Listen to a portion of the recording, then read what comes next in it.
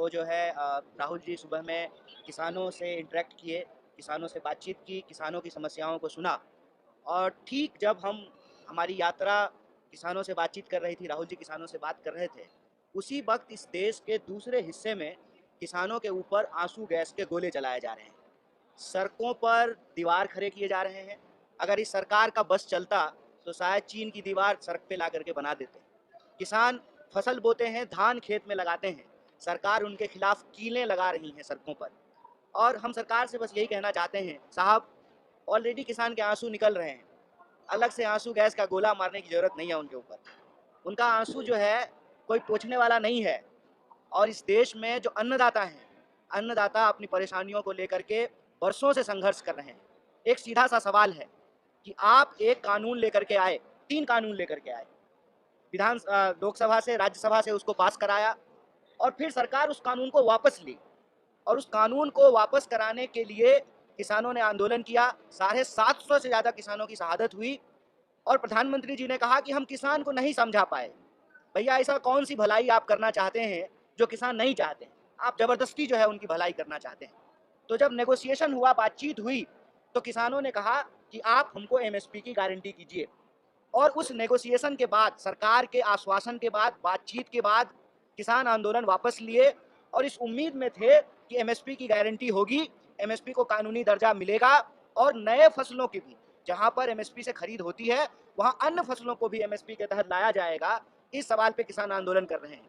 देखिए, मजेदार बात यह है कि सब कुछ बताया जा रहा है, किसान उग्र हैं, किसान आंदोलन के लिए सड़क पे आ रहे हैं, किसान तैयारियां कर रहे हैं, सरकार जो है दीवार खड़ा कर रही है, कील बिछा रही है, आंसू गैस के गोले मार रही है।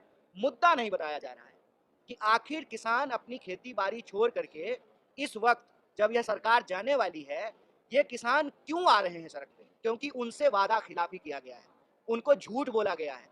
जो वादा सरकार ने किया उसको पूरा नहीं किया है। वादा क्या था कि एमएसपी को कानूनी दर्जा दिया जाएगा और फसल की खरीद की गारंटी होगी। ये एक बात जो है वो देश की जनता को नहीं बताया जा रहा है। इसीलिए आपके माध्यम से भारत जोड़ो न्याय यात्रा के जो 5 न्याय हैं, युवा का न्याय, हिस्सेदारी का न्याय, नारी का न्याय, किसान का न्याय और श्रमिकों का न्याय, उसमें एक प्रमुख है किसान का न्याय।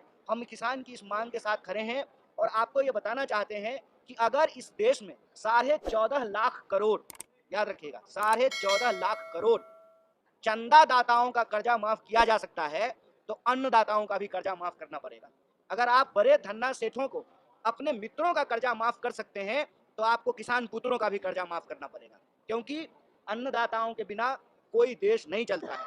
अगर आप कह रहे हैं कि जीडीपी बढ़ रही है, इकोनॉमी बढ़ रही है, तो उसका एक हिस्सेदारी आपको इस देश के किसानों को भी देना पड़ेगा। क्योंकि ये सबसे बड़ी विडंबना है कि आज किसान का बच्चा किसान नहीं बनना चाहता है। इसलिए नहीं बनना चाहता है कि किसानों को अपनी ही काम के चलते, अपने ही पैसे के चलते, मजबूरी में, कर्ज के दबाव में, अपनी ही खेत में, अपने ही पेड़ पे जो है लटक करके फांसी देनी पड़ती है। और आपको सुनकर के आश्चर्य होगा कि 1 घंटे में 2 किसान आत्महत्या करते हैं देश के किसी न किसी कोने में। इसीलिए आप सबके माध्यम से भारत जोड़ो न्याय यात्रा किसान न्याय के पक्ष में खड़ी है। और यह सरकार जो दमनात्मक कार्रवाई कर रही है किसानों के साथ, ये अच्छा नहीं है। अगर आप किसानों का आंसू नहीं पोंछ सकते हैं, तो उनके ऊपर आप जो है आंसू गैस के गोले छोड़ना बंद कीजिए, क्योंकि अगर वो आपका आंसू निकालने लगे ना, फिर आपका आंसू आपका दोस्त नहीं पोंछ पाएगा। जैसा कि